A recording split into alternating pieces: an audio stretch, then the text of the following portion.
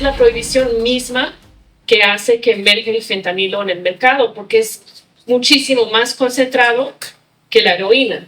La heroína es muchísimo más concentrado que la pasta de opio que se contrabandeaba antes. Entonces, siempre el mismo sistema prohibicionista va a estar haciendo emerger narcóticos más potentes, más fuertes y en el caso del fentanilo muchísimo más peligrosos para las personas usuarias, ¿no?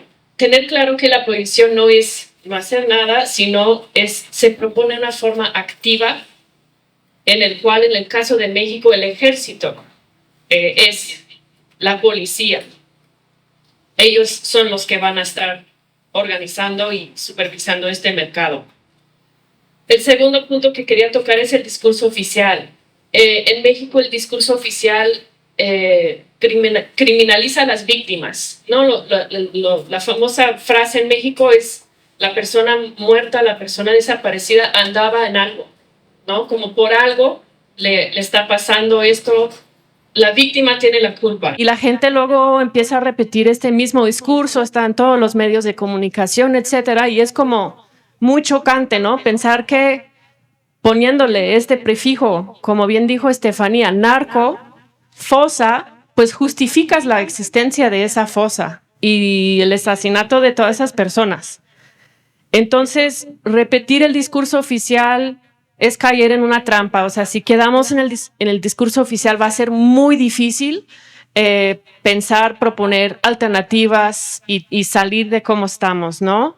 Creo que es algo muy inmediato. O sea, sí es complicado, pero es algo que podemos cambiar desde ahorita. O sea, narcofosa, nunca decirla.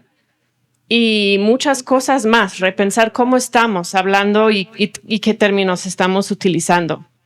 Muy relacionado a eso es el tercer punto, es no perder el foco en las fuerzas represivas del Estado y también el papel de Estados Unidos en estructurar esas guerras, ¿no? Mencionó Estefanía, son 500,000 soldados en Colombia, armados hasta los dientes, en parte por y con fondos y armas de Estados Unidos. En México estamos casi llegando a 400,000 entre soldados, Marina, Guardia Nacional, ¿no? En su conjunto, las Fuerzas Armadas. No hay un cártel de las drogas que pueda enfrentar esas fuerzas estatales. O sea, por mucho, son las fuerzas más potentes. Pero muchas veces cuando la discusión empieza de crimen organizado, entonces solo quieren hablar de cárteles. Eso realmente es el discurso oficial. O sea, quieren que estemos hablando de cárteles todo el rato sin darnos cuenta de los que están allá básicamente gestionando. O sea, yo digo en México, por lo menos, en el caso de México, el ejército quita y el ejército pone. Ellos son los que deciden qué grupos criminales van a estar operando en qué zona. Ellos son los únicos con presencia nacional que articulan entre grupos criminales más chiquitos. Es el ejército. Eso nos ha quedado también muy claro en el caso de Ayotzinapa, por ejemplo. Ellos sabían todo. Ellos tienen una presencia fuerte en toda la República. Históricamente gestionan el narcotráfico, hasta la producción, porque México es país productor de amapola, de opio, hoy día de fentanilo en laboratorio y también de cannabis. Siempre ha habido participación militar. La injerencia de Estados Unidos en México viene de los 50s. O sea, tienen 70 años, 60 años con la misma fórmula de guerra en México y mira cómo estamos, ¿no? Pero también no perder de vista cosas como la iniciativa Mérida en México, el Plan Colombia en Colombia. O sea, estos planes han sido muy importantes en volver a estructurar los mercados locales de narcotráfico. También en México, digamos, hasta unos 20 años antes del 2006, la tasa de homicidio iba bajando tranquilamente. En las campañas del 2006 en México, narcotráfico no era un tema. La seguridad no era un tema muy secundario, ¿no? Después del trabajo, ¿no? Las condiciones, la precariedad Y con 2006 empieza la guerra, en 2007 empieza la iniciativa Mérida y lo que hemos visto en México es un disparo completo en la tasa de homicidios. Estamos hablando de más de, bueno, casi 500,000 de homicidios desde el año 2006. O sea, totalmente para arriba, y desapariciones, más de 100,000 desapariciones desde el 2006, ¿no? No entender lo que está pasando en la guerra en México, como primero empiezan los criminales a hacer su desmadre y después llega el ejército a poner orden, sino que el actuar del ejército es lo que viene fomentando procesos de paramilitarización, otros procesos de criminalidad, y con eso se genera la violencia. O sea que el ejército tiene un papel estructurante en dónde se ejerce violencia, en cuándo se ejerce violencia, etcétera. Muchos discursos sobre el crimen organizado no quieren ver el papel del Estado, y eso es muy peligroso, porque realmente no podemos, o sea, hay pocos ejemplos. ¿Cómo podemos ejercer presión contra grupos criminales que aparte cambian cada 3 meses? Donde sí podemos intentar ejercer presiones con el Estado, ¿no? Es un poco pensando más estratégicamente. Por último, entender que esa guerra, por lo menos en la experiencia de México, es una guerra que se ejerce contra las resistencias, que empieza en el año 2006 como una embestida armada en un momento de muchísima efervescencia de las luchas, ¿no? En el año 2006 está la otra campaña, está el fraude electoral con la primera vuelta, el primer intento de López Obrador, y arman un campamento de 3 meses en Reforma, en la Ciudad de México. Está la insurrección en Oaxaca, que dura meses y meses, y también está Atenco. Están pasando muchas cosas. Estamos a 6 años de la apertura democrática, y en todas las entrevistas que hago con personas que estuvieron en estos momentos en México, se sentía la posibilidad de cambio, de algo, que las luchas iban a dar algo, que finalmente se estaba abriendo paso, y en ese momento, boom, o sea, empieza esa guerra, que realmente se piensa la guerra contra el narcotráfico como una forma de aplastar las resistencias de todo tipo, ¿no?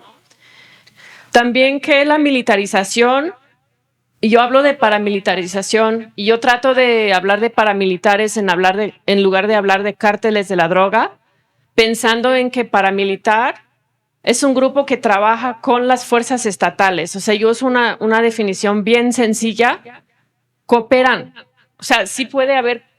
Por eso, digamos, tu grupo criminal está desde hace años junto con la policía municipal, colaborado en el paso de drogas por la frontera. Llega el ejército, desarticula esa relación entre el grupo de crimen organizado y la policía municipal, se imponen ellos ahí, se reconfigura el mercado, y ahí empieza como también los grupos de tráfico a cooperar junto con el ejército para mover la droga. Es que no mueven nada sin la cooperación entre los estatales, las Fuerzas Armadas y los grupos criminales.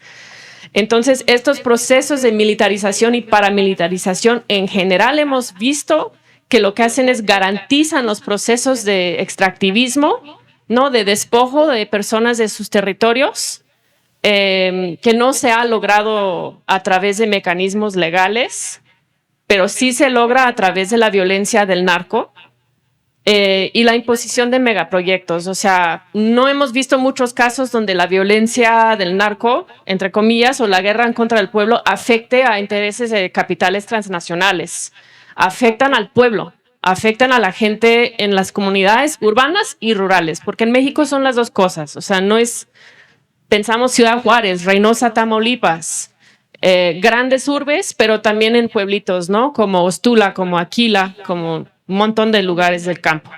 Por último, todas las luchas hoy día en México están atravesadas por esa violencia. O sea, no hay una sola lucha que no tenga que pensar en esa eventualidad, en esa posibilidad de que les van a llegar a matar, a masacrar, a desplazar, amenazar, a hostigar. Atraviesa todo lo que existía y es impuesta. Es una guerra impuesta, pero pues siguen habiendo muchas luchas que hoy día también de alguna forma podemos pensar que son contra esa guerra, ¿no? Desde las luchas territoriales, muchas veces, pero no únicamente en comunidades indígenas con tierras comunales, también urbanas, colectividades urbanas. Hay experiencias comunitarias de autodefensa y para explorar eso tendría que ser como otro día, muchas horas, porque hay mucha diversidad en las experiencias de autodefensa. En México suelen ser armadas y tiene que ver mucho si hay procesos comunitarios asamblearios como en la toma de decisión sobre la autodefensa armada. Porque si no hay un proceso colectivo que esté rigiendo el ejercicio de autodefensa armada, en general lo que hemos visto es que no sale bien. También ha habido mucha violencia directa en contra de los intentos de autodefensa en México, que han solido ser rurales.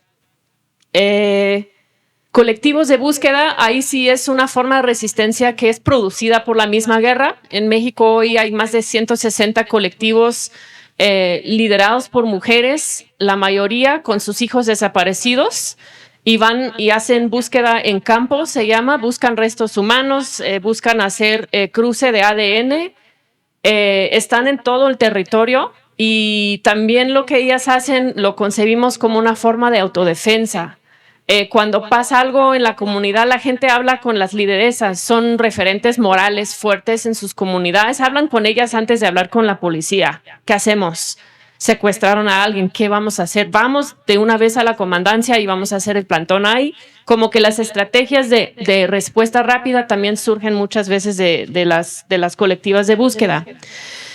Han habido en México muchas acciones legales, acciones de amparo, acciones de no constitucionalidad y han logrado frenar en ese sexenio en particular de López Obrador el avance del militarismo legal, digamos. La semana pasada hubo ya un cambio constitucional porque no pudo dar la vuelta el AMLO de la Corte Suprema.